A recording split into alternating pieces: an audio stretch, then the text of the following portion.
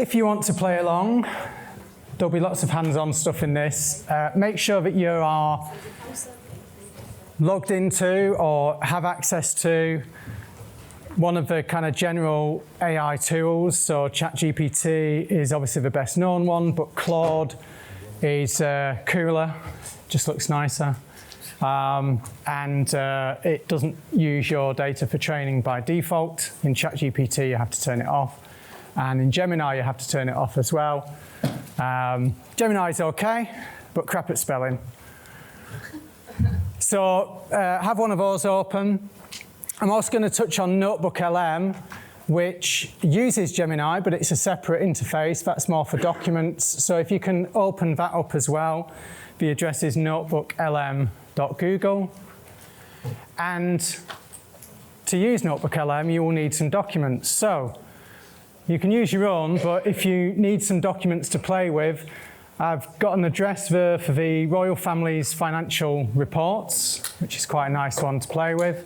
So you can download one or more of those documents from that address there, royal.uk/media-centre/financial-reports. And we probably won't do coding, but if you are interested in coding in AI, and if you hope we have time for it at the end, then that's the address of Colab, which is what I'm going to use to demonstrate AI in coding. So I was here a year ago saying it's not a robot. I haven't changed that. It's still not a robot. One useful way to think about generative AI tools like ChatGPT, and I may just start saying ChatGPT rather than trying to say generative AI tools all the time. It's kind of like having a big elephant, not a robot, but a big elephant. It's very powerful. It's quite useful to have around for certain tasks. It can also be quite disastrous for other tasks. And we tend to anthropomorphize elephants and treat them as humans. But they're not. Elephants think differently from us. I'll tell you why later. But so we've got an elephant. I'm going to tell you how to prompt that elephant. So I'm going to talk about prompt design techniques and talking about the risks of having an elephant around the house, and mainly tips and tricks for using this in our particular professional context. To do that, I'm going to need you to pick an issue. So pick a story that you are working on or would like to work on. That can be a general kind of topic. It can be a particular event that you'd like to follow up on, a story angle. So I'm going to use variation in the cost of school sport as one example. So have a think and come up with a seed of a story idea. All the slides and the prompts that I'm going to use are on a repo on our webpage at that address at the bottom, so github.com/Paul Bradshaw/genAI. Some of the prompts we're going to use are quite long, so it'll speed things along if you're able to copy and paste and then adapt some of the prompts that I'm going to show you. So they're all on that repo, that collection of web pages on GitHub. Anyone else need to take a photo? You've got your photo. Okay. Right, so let's start. This is, by the way, who was here last year when we were upstairs and it was a crammed room? So not a massive amount of people, maybe 5% at most. So, okay.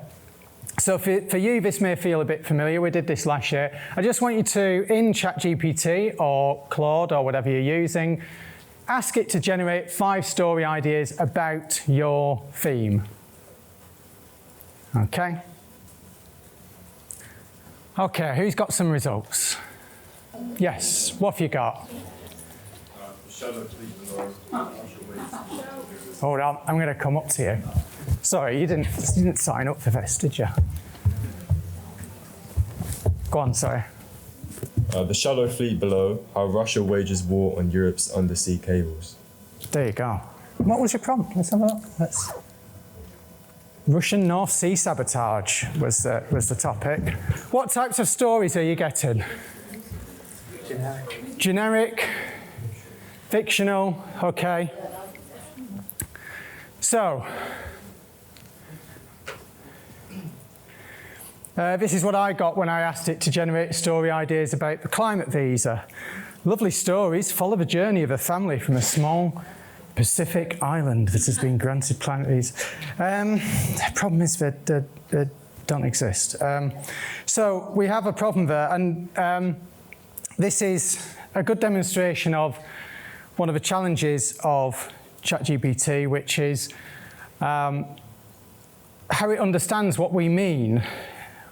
We need to give it context. We need to be specific about what we're asking it to do.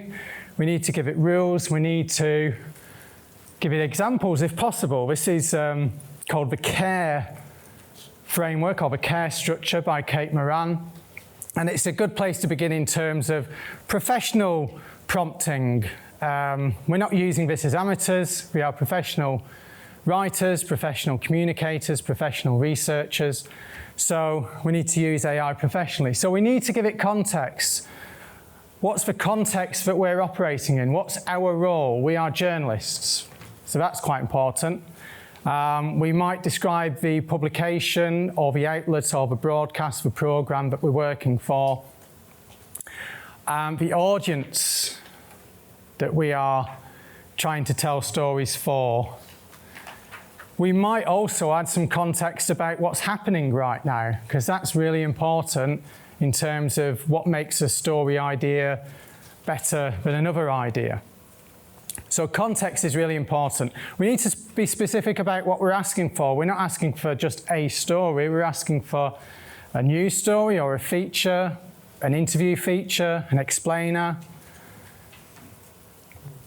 We need to give some rules. So how long is this feature going to be? How many ideas do we want? How long do we want those ideas to be? And if we can provide some examples, that will really, really improve the results. So here's an updated prompt. You can try something like this next, where we're adding some context and some rules and some examples. So what I've put here is, I'm an investigative journalist, that's for context, working for a national news website in Spain. The audience is urban professionals aged 20 to 40. Generate 5 ideas for features about water abstraction, is for the subject I've chosen. Each idea should be a maximum of 50 words, so that's a rule that I've set, because I don't want this to be too long to read. And here are some examples of the headlines of features that I like. So I'm not giving it the whole story, but just a collection of headlines just to give it an idea what sorts of ideas I'm looking for.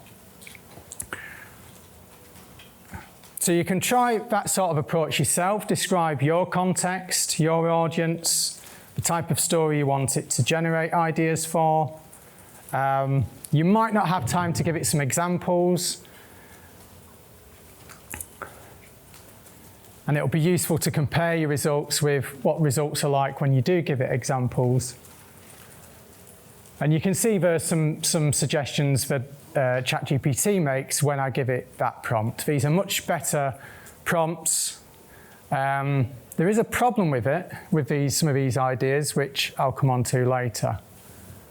I'm going to leave you typing those. I'm going to move on to, I'll just explain what's happening here. So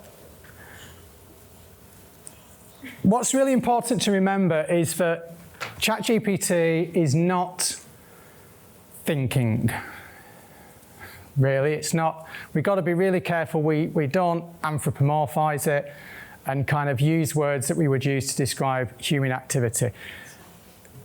When you write, give me ideas for investigative stories about whatever, what it's doing is predicting a sequence of words that correlate with what are called tokens. So in some cases, it will break words apart into constituent elements.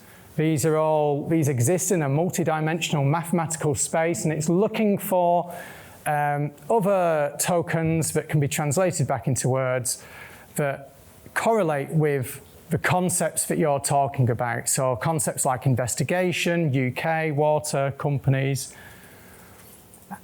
And it's predicting a sequence of words, specifically a sequence of words that matches things that have been rated meaningful, useful as part of its training. And this idea of prediction is really key. You might hear people talk about AI gaslighting or you know, in situations where it's been caught lying. It doesn't lie, it just predicts things that are not true. Yeah, a lot of the time it will predict things that happen to be true. That's not because it's telling the truth or telling a lie, it's just it's very good at predicting factual sequences of words or words that turn out to be factual. So when it defends itself or appears to be defending itself, what it's really doing is predicting a sequence of words that a human would use to defend itself or has used in the past. So it's kind of like Mad Libs, if you know what Mad Libs is, or Cards Against Humanity. You know, these kind of games where you can kind of generate sentences just through a series of simple rules. So axe looms over insert noun here. And that's really useful in an industry which is, you know, our writing exists within conventions of language and structure and style, and it's very good at kind of predicting the style of a magazine feature or a news story and so on. So really what this talk should be called is autocomplete for journalists, but don't worry, this is the advanced session. And where it gets really useful, if you want it to autocomplete particularly effectively, is teach it what good journalism looks like or what an investigation is. So this is a prompt you can try, and this can be a follow-on from the previous ideas.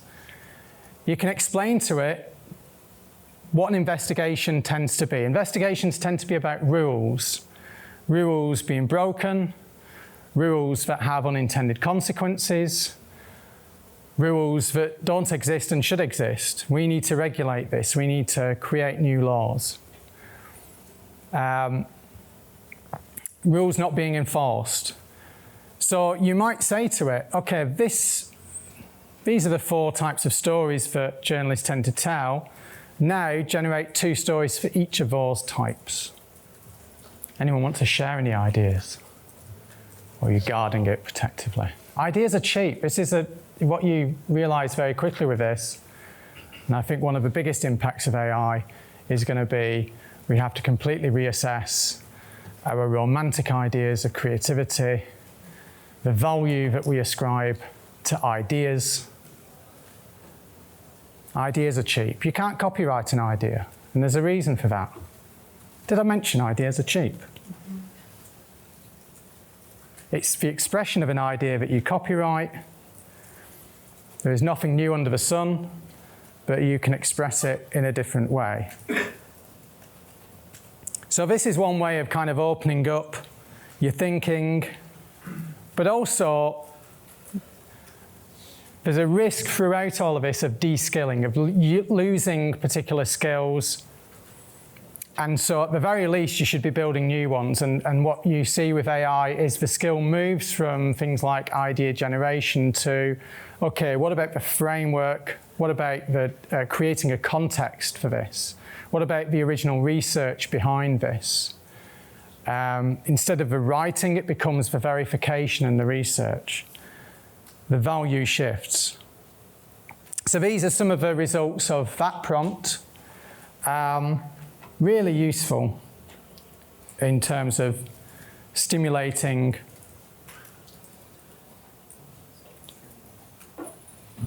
more original thinking. And one of the things with idea generation is the first ideas you come up with are always released original. It's only through generating many more that you get to less obvious stuff. So this might be after you've done some initial idea generation. There might be further idea development after this. And there's a difference between generating ideas and then developing them, and they often adapt in response to the information that you get. Here's another framework that you can use for 7 angles. So these are different stories you can tell with data. And again, we can teach this to ChatGPT or Claude or Gemini. We're already getting into quite long prompts, and this is on the GitHub repo that I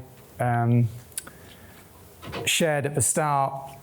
So if you do want to just copy this, you'll find the prompt on there in the ideas section. But this is where, again, you might find that you're researching your craft, you're finding out about, okay, how do journalists get ideas about data? Here's a framework, let's teach it and see what ChatGPT does with it. So what we're starting to do is augment our prompts with knowledge. You'll get much higher quality results if you add knowledge to your prompts instead of relying on the training, the kind of default training that ChatGPT has had, where it just guesses, it has to predict what you mean by story. What do what do data journalism stories look like? You're giving it a very clear steer what a data journalism story looks like here, what you expect. You can upload data. Don't upload the whole data set. You only need to upload a few rows, including the header row. That's really important. And say, okay, here's some data. You get a general idea of the shape of it. Give me ideas for stories or angles in this sort of data set. You might also upload the data dictionary. So the data dictionary is a description of the fields, the columns in a data set. With a lot of public data sets, there will be some sort of extra sheet or extra file or web page that explains what the columns refer to, what they mean, what the measures, how it was measured, things like that. Really important, generally journalistically, and again, it will help ChatGPT understand your data better. That said, it's actually very good interpreting it, sometimes better than you might be. So you might see there that the 4th column at the top is SIC codes. So that's one of the columns in this data. Now you might not know that means a standard industry code. So it's a code that means the part of industry that it's in. Chances are ChatGPT does, I'm trying to avoid words like know or understand, but it certainly can very effectively predict what that correlates with, what it means. Not that you should trust that. Here's another prompt. You are a skeptical education reporter with excellent judgment for what makes a compelling news story. You have years of experience of unpacking PR spin and political misinformation. You're looking for ideas for a story about school uniform, specifically any potential stories about rules not being followed, enforced, unintended consequences of rules, or new rules being needed. Look at the attached rules, regulations, laws and guidance that apply to uniform and identify 5 areas that might be potential avenues to investigate. So first of all, this isn't just augmenting knowledge, but we upload documents. You download all the rules you can find around your particular issue, your particular topic. You also are saying what context this idea generation is taking place in. The skepticism, the rules again. And what we're using here are prompt design techniques, and 4 in particular. So role prompting is a useful way of kind of establishing the context that you want ChatGPT to operate. So quite often that's going to be you are a journalist. In some cases it might be you're an editor if you want that kind of more editorial feedback or checking. You might give it the role of a lawyer if you're doing an FOI request. And essentially what you're doing there is setting the context. Recursive prompting is basically following up on the initial prompt and a response and kind of saying, okay, this is good, that's not. And you're kind of steering it to understand better what you're looking for. N-shot prompting is where you give examples. The N stands for number. So you can have one-shot prompting, which is where you give one example, or few-shot prompting, where you give a few examples. Zero-shot prompting is where you give no examples. And RAG, which is augmenting your prompt with some information. That can be data, it can be documents, it can be pasted information like we did with the 7 angles or the 4 types of stories about rules. Those are all examples of retrieval augmented generation. We're augmenting what it's doing with some extra information. And that has a massive impact on quality. So all of that is at the pre-production stage. And the nice thing about pre-production is that it's very low risk. So it's not audience facing. There's no risk of us publishing false information to an audience. It's just idea generation, and then we've got to go out and gather information and adapt those ideas based on what we actually find that's factually true.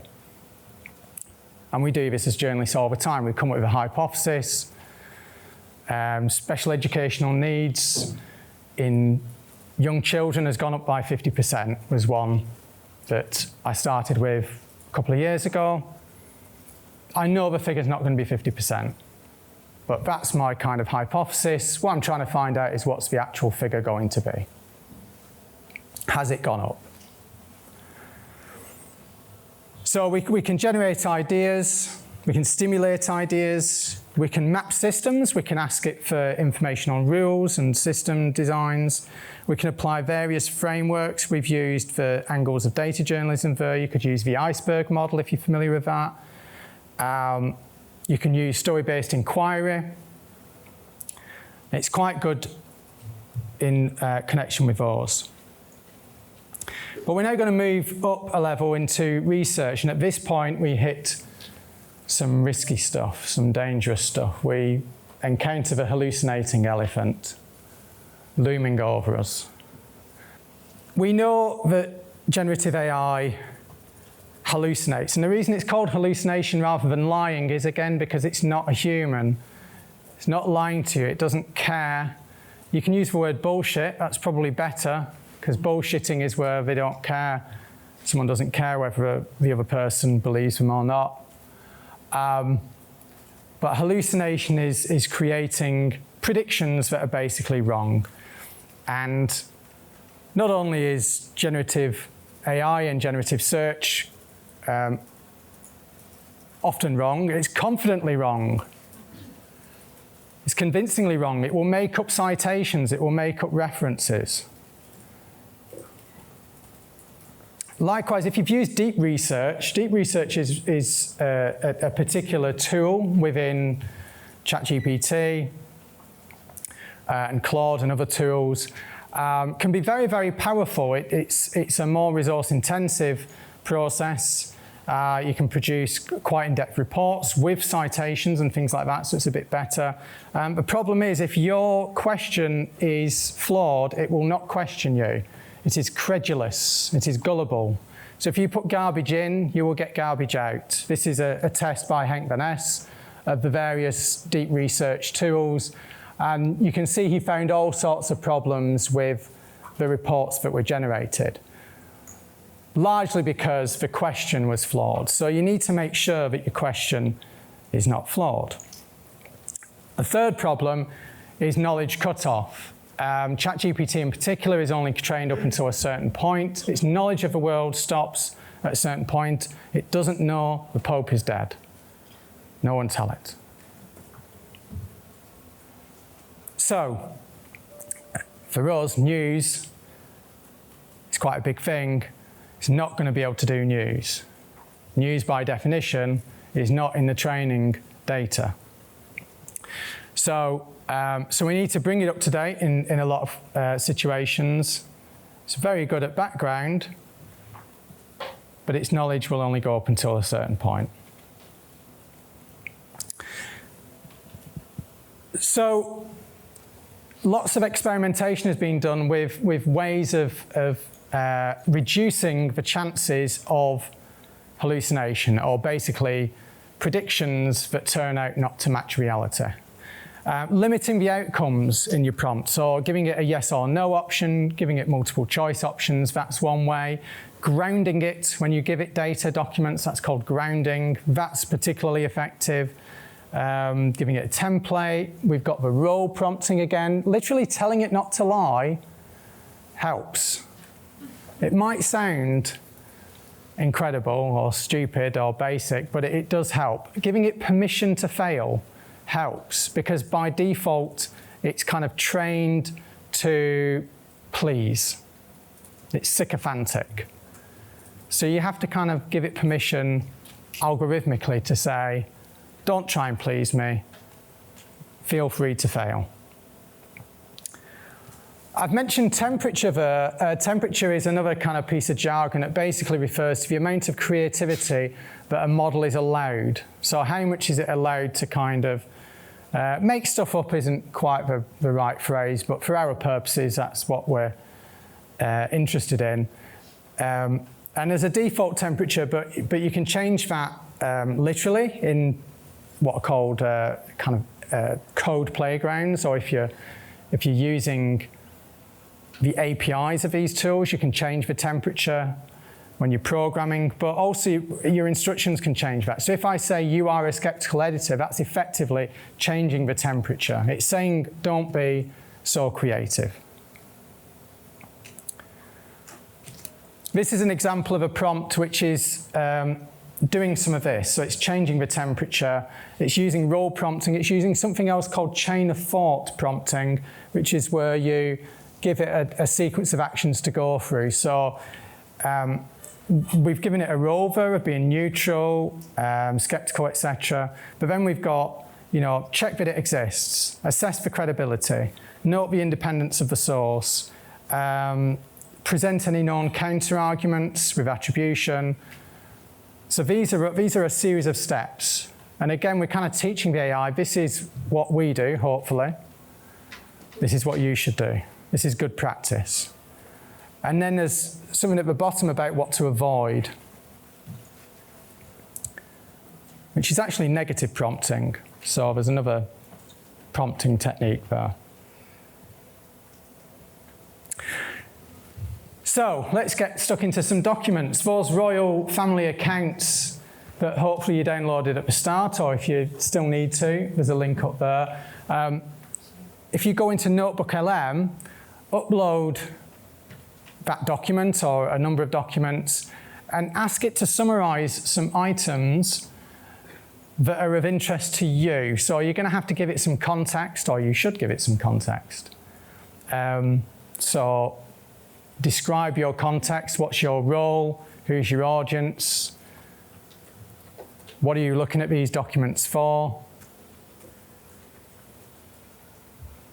What are your objectives? Are you generating ideas? That could be one. Your objective could be to check a particular fact or get some background information on a story. And see what you can get out of it. And Notebook LM, I think, is particularly useful. It's probably more useful than ChatGPT or Claude, these general purpose AI tools, because it's grounded in these documents. It's designed for you to augment it, to give it extra information, and in its responses, it will give references. So it will tell you which document and where in that document it thinks it's found the information that it's talking about. So it's much easier for you to check. It's basically a needle in a haystack tool. You give it a haystack of documents, you describe the needle that you're looking for, or needles, and then it points you to where you can probably find them. And again, it's about prediction, it's probabilistic. If it gets it wrong 1 time out of 10, that's still more useful than you going through the haystack. If you wouldn't have otherwise had time to go through the haystack, then it opens up that possibility. And a lot of this is opening up possibilities that wouldn't exist otherwise. These are company accounts. That's quite a good use case here. You could use this for pieces of research. So you collect a bunch of academic papers on your topic, company reports, testimonies, submissions to consultations are quite good. So one thing that I do quite often is if I'm interested in a topic, I look to see, the government's probably done some consultation on this at some point. Hundreds of organisations have made submissions. Let's get an overview of what problems were highlighted, what concerns were raised. Let's try to feel the pulse of what was being said at the time. ICO judgments, Information Commissioner judgments, things like that. Basically, haystacks. Any useful results? What are you getting from the royal family accounts?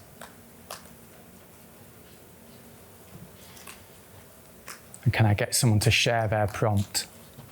Who's got a prompt they're willing to share? I asked if it was valued taxpayer. Oh, that's a good one, yeah. So go on, can you just describe your prompt? I said I make national documentaries for older people, and I asked if the grant was valued for taxpayer. Love it, yeah. So is the grant, find out if the grant is valued for the taxpayer. And it's going to associate that with a certain amount of skepticism and cynicism, not cynicism, skepticism.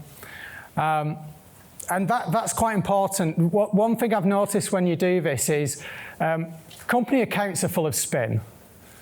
Yeah, they're full of essentially that organisation trying to put as positive a gloss on their annual accounts as possible. And large language models like Google Gemini and ChatGPT have a positivity bias. They're going to fall for that spin unless you tell it to be skeptical. Now, one other nice thing you can do in Notebook LM is you can generate a podcast. So if you prefer to kind of listen to a summary of this, you can generate a podcast. It has 2 presenters. Annoyingly, they're always the same 2 voices, but you can give it instructions for those presenters to be skeptical, for the audience to be journalists. So it will give you an overview of the documents, but it will be very effectively skeptical. It will say, okay, they use this term, but what does that really mean? Or what, this is a bit of jargon. This raises these questions. So by default, it will be positive and gullible, but you can skew that the other way. Henk van Es provides a really useful guide to summarising and points out that summarising can be all sorts of different things. So when you do ask AI to summarise stuff, think about what type of summary you want. What's the purpose of the summary? What's the audience? Are they beginners? Are you asking for a plain language description or something more detailed? What's the key focus? How subjective or objective do you want it to be, or neutral? And try and design these into your prompt before you just ask it to run off and summarise. So here's another prompt. Again, the same sort of stuff about being skeptical. This time we're looking at conference proceedings and asking it to identify which 10 pieces of information are most relevant to my story and what pages they're on. Again, we've got a bit of chain of thought here. Internally generate 3 possible responses, then evaluate each for accuracy against the context. So that just forces it to kind of pause and review before it presents some results. And that should give you higher quality results as well. Another option, ask it to create a table. It's very good at kind of presenting information in a structured way, so you can be a bit more systematic. So what I've asked it to do here is, okay, look at the rules around school uniform again, but I want you to create a table of all the rules, what documents they're from, and for each rule, I want you to give story ideas for rules not being followed, rules not being enforced, and the other 2 as well. So I end up with about 20 odd rules and at least 4 story ideas for each of those rules. And it looks a little bit like this. So we're really like industrial scale idea generation now.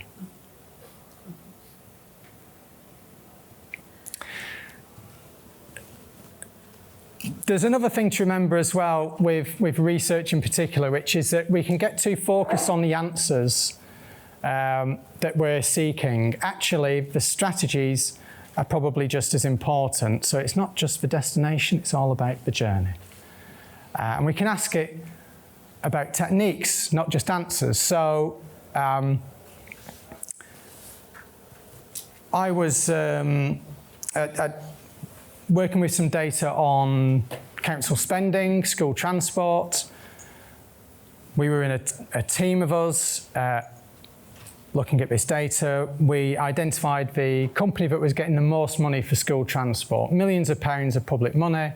It had really shot up in the last year. We'd identified the director of the company through Companies House, and we want to find out a bit more about this person. So in this prompt, we're basically saying, okay, here's a bit of information about the context. Suggest some strategies for identifying information about this person. Now you'll notice I've put, fake question mark. You may or may not want to use the real company name and the real person's name. It doesn't really matter because we're interested in the techniques and the broad context, which is it's about school transport. So if this is kind of sensitive information that isn't public, you might want to use fake names. If it's already public, then that's less of an issue. But this is the sort of response you get. What I was really interested about with this was in our team when we did this, one of the people in the team was able to think about the fact that this was a transport company, and so there would be things like operator licenses. So there'd be certain specialist databases that we could look at, and that was actually quite useful in our research. And I was quite impressed that ChatGPT's response identified that as well, because I wouldn't have come up with that myself. I just happened to have that expertise in the team, but that was just luck. Likewise, I hadn't thought about things like court listings and the Gazette or data protection violations. So it's just kind of, very often this is about exposing you to a wider range of possibilities and ideas than your own experience would have done otherwise. So we've added some more prompt designs to our toolkit. We're using chain of thought here, we're using negative prompting, permission to fail, as I mentioned.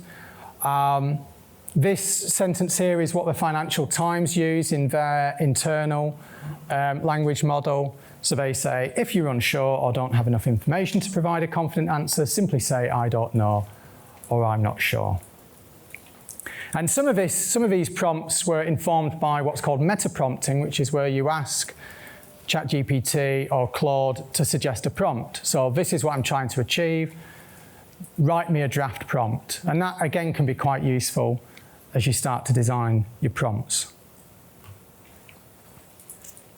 Any questions so far? Anyone hitting any interesting case studies, yeah. What you said about it cuts off at a certain time, are they going to be updating at any point? Because Yeah, so that's a moving kind of target. So all of them.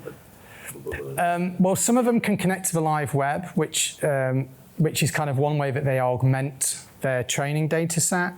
But yeah, essentially, well, also the models change as well. So Claude, about a month ago, updated to 4.0. Gemini has just updated to a new model. So those are trained on, typically on a period of data which is more recent, yeah. How do we know when we're deciding which one to use? Is there any way you can look at this goes up to this date? You can simply ask it. You can say, like, you know, what date does your knowledge go up to? Another one thing I've done in the past is see who died in the last year and ask them to tell me about that person. So who's the guy who played Chandler in Friends? Yeah, so when he, you know, saying, you know, what do you know about this person? Ha! You don't know he died. I do. Did someone have a question over here? Yeah. I have one. When you talk about the tools to analyze some documents, I'm curious about like security and the fact of giving information to the tools, because for example last week in the UN climate negotiations, UN had to send an email to all the participants asking please not to share the negotiations documents on AI tools, asking for summary. Yeah, that's a really good point, actually. So yeah, with documents, the same principles apply, which is that if this is a sensitive document that, you know, that's not public, then don't upload it to these tools. So the simple answer is don't upload anything you wouldn't kind of make public generally. In the case of the royal family's finances, those are public documents, company accounts are public documents, consultation submissions are public documents. So all the examples there are already public and may well already be in that training data somewhere, but you're specifically drawing its attention to it and say, this is what I want you to focus on. But yeah, thanks for asking that, yeah. Any other questions? Yeah, Emma, yeah.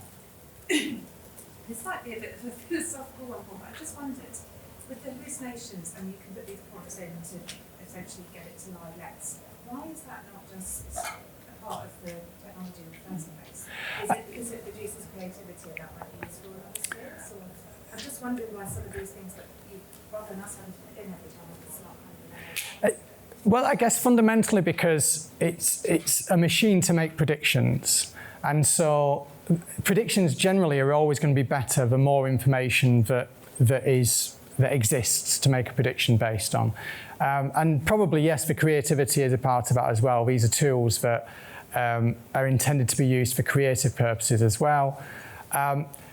There's another part to this, which is that these are general purpose AI tools. And I think very quickly we will look back at this phase and think how crude they were. Notebook LM is a good example of, if you like, a first generation of much more specific tools which are designed for particular contexts. And, you know, if I'm doing something factual, then I'm going to use that. I'm not going to use ChatGPT and upload documents to that instead. Claude is already developing an educational version which tries to encourage more critical thinking so that can be used within universities. And so on. So I think we'll get much more specific, and I'm going to mention some others as well later on as well, yeah. So there's other research tasks you can use this for, FOI requests. There's some examples on the GitHub repo, scraping and coding generally, finding sources, Google Docs. So some of these are some of the specific tools that I was just referring to. DocGPT is specifically for generating advanced search queries. EarthGPT specific to satellite imagery. So if that's what you're needing to do, that's become a lot easier.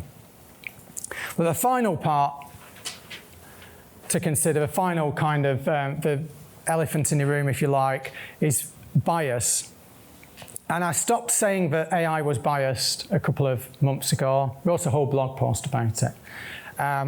Because again, this is anthropomorphizing AI. Humans are biased. When we say biased, we're talking about a quality Generally a negative thing. What it has is statistical biases, plural, and these are not permanent like a human bias is. A human doesn't stop being racist because you ask him or her to stop being racist. AI doesn't care. It is not human. It just has a bias, like a survey has a bias. If you do a phone survey, certain groups are going to be underrepresented, and that's the case in the training data. But it's not the only bias that it has. It has demographic biases, so certain groups' output is underrepresented in the data. Also, if you like, the biases of society are reflected in a way I'll show in a minute. The temporal bias I mentioned, so its knowledge cutoff date gives it a bias. The positivity bias I've mentioned, it's better with certain languages and certain geographies because there's more training data. It's got a greediness bias where it tries to do more than you've asked it to. And then it's got design biases. We're really talking about 3 different sources of biases. A triangle of biases when you use generative AI tools. And we always talk about the training data, but there's 2 other sources of biases in here as well. The training data is, okay, here's a bunch of pictures of people with descriptions of jobs, you know. And so it learns that there's a bias in architecture, or at least photos of architects tend to be of white architects. It learns that photos of social workers tend not to be photos of white social workers. So that's a bias in the training data. Then there's a bias in the design, in the algorithms, so things like the positivity.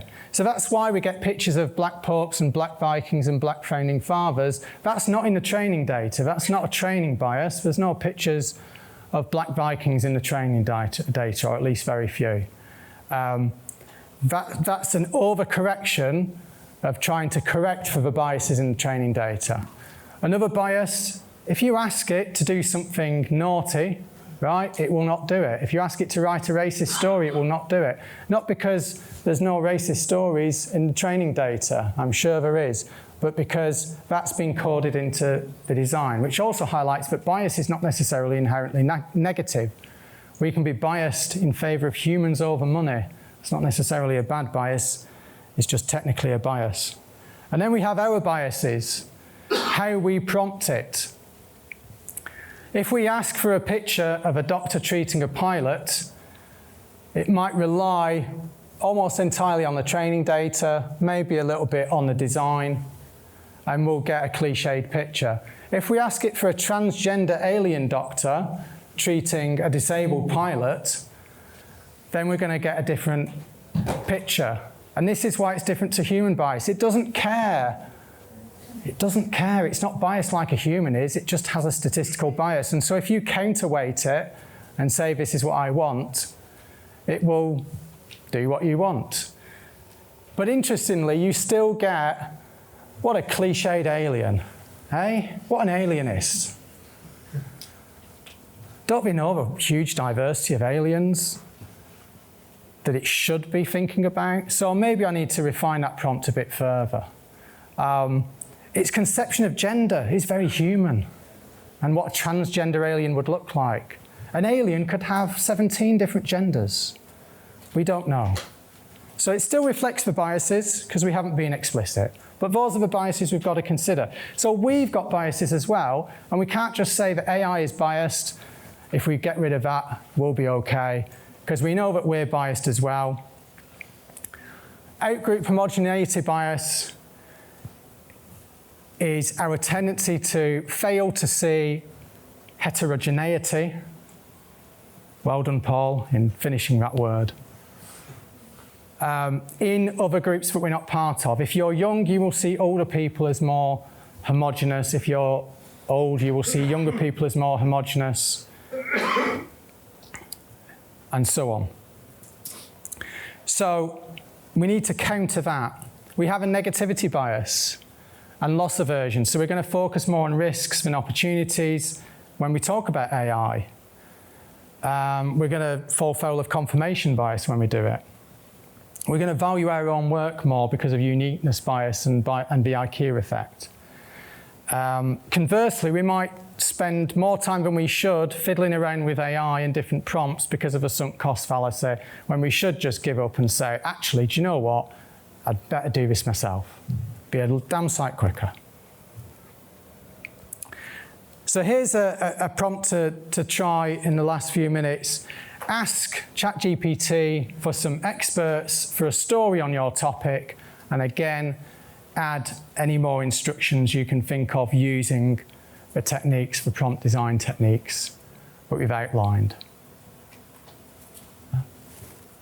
And while you're typing that, any more questions? Any other questions? Yes, right at the back, yeah.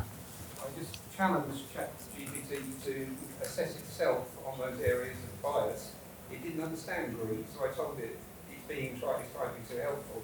And it said, oh yes, I may overstep, like an over-caffeinated intern who hands you 3 folders when you ask for one document. Oh, so it's described itself as an over-caffeinated intern who brings you 3 folders when you ask for 1. Wow, okay, so I always try and think, what's it generated that from? How is it predicted that kind of expression of, yeah. Do we have, yeah. Hi, I spend quite a bit of time investigating individuals, and I sometimes will find information myself and then see if ChatGPT or Gemini or Perplexity could figure out what I did, just to see like its capabilities. And I find that if I ask it, for example, to help me find connections between individuals or connections of an individual to different companies or what, like things like that, it's really bad at. So Yeah, I'm just wondering yeah. like how you see the future of AI, because it is predictive and it is on this kind of, in a way, finite data set. So I'm just curious kind of if you think like it will be useful in the future, or like other ways that we could be using it for these kind of like investigations. Yeah, I think that's a good example actually of the limitations of its training. So information on individuals is a classic example of stuff that's likely to be buried in what you might call, I was going to call it the dark web, but that's not what I mean.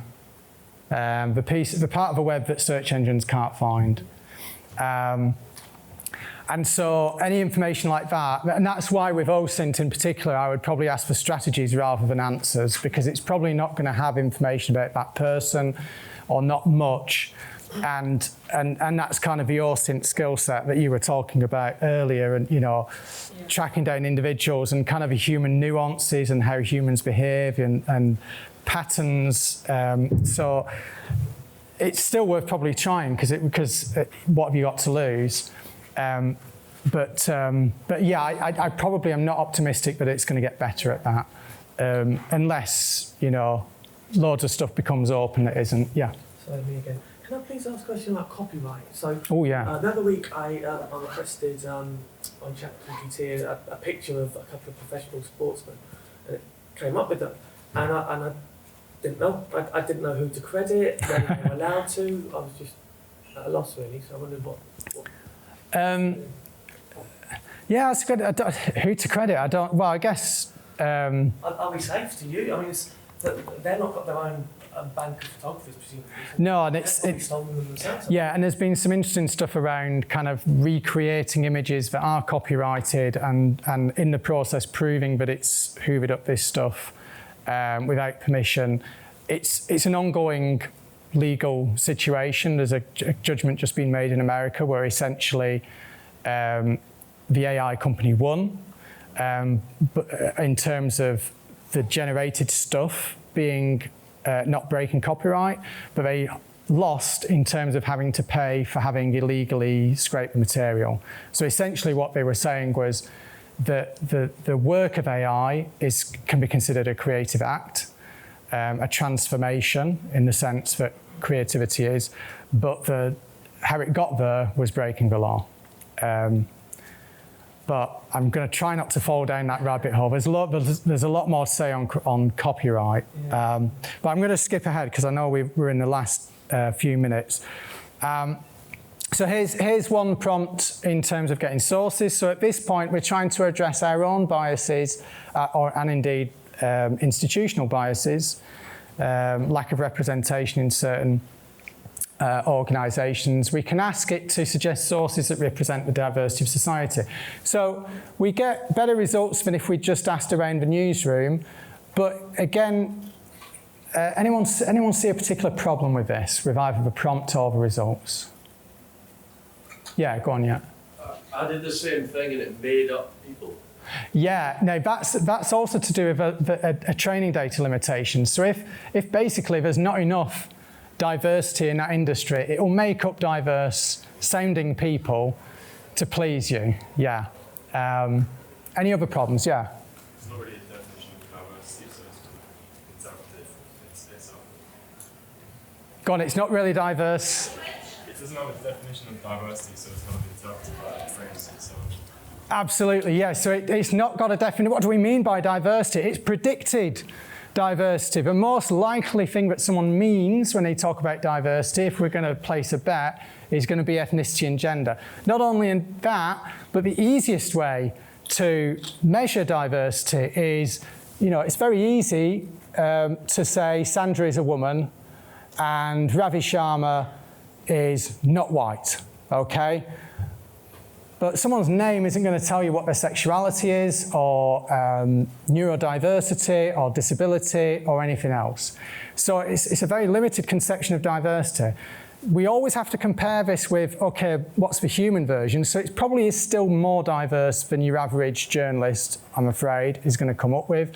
But it's not as diverse as we should be aspiring to. So instead, let's ask for strategies, because there's only so much that AI can do. Let's ask it for strategies so that our news gathering is more diverse instead of offloading that to ChatGPT. So that's another potential prompt we can say. We can ask for steps, we can ask for organisations, directories, networks, guidance on how to approach.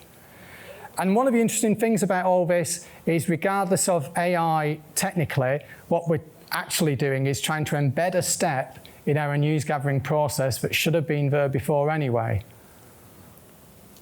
And one of the interesting things that I'm seeing in my students is that regardless of what the AI says, they might choose to reject suggestions from ChatGPT, but it forces them to stop and think and reflect about their production process. And that results in a higher quality of stuff, regardless of AI. We can ask it to review our story. We can say, what guidelines should I be considering? Or we can say, here are some guidelines. Or we can say, based on guidelines on these things, have a look at this draft and give me some feedback on improvements I can make. So if I've got a story that involves issues around crime, it involves issues around race, these are some of the suggestions it makes and some of the guidelines that it links to. And it's pretty good. Yeah? So yeah, I use that quite a lot, but I do worry about how much it's learning from me. Do you know what I mean? Like by putting on drafts of stuff that I've written. How much it's learning from you? Yeah, and if it's going to recycle that information, because some of it is sometimes it's kind of exclusive stuff that I find out. Yeah. Recycle that information. I guess first of all, you can stop it training itself based on your information. So on ChatGPT, you would go into your settings, and the option is something like help improve a service for everyone, or something like that. And you turn that off. So I would definitely turn off the training in ChatGPT. In Gemini, you turn it off as well. So Google that. Claude is turned off by default. So if you don't want it to learn from your work, then I would do that. If it's going to be published anyway, it's probably a moot point. Although it depends on your organisation's policy on being used as training material. But yeah, I would turn off the training. Oh, we've probably passed. Okay, let's go to the end then. Skip to the end. I was going to say review your ideas as well for diversity. Right at the start, think about what assumptions you're making. But key points. It's not a robot. Did I mention that? It's a prediction tool. It's going to predict stuff. Always think about, why is it predicting this? Use prompt design techniques. I've given you a bunch. Think about biases in a statistical sense. You're trying to counterweight those biases on both sides, yours and the AI's, and design prompts to do that. Okay? Thank you very much.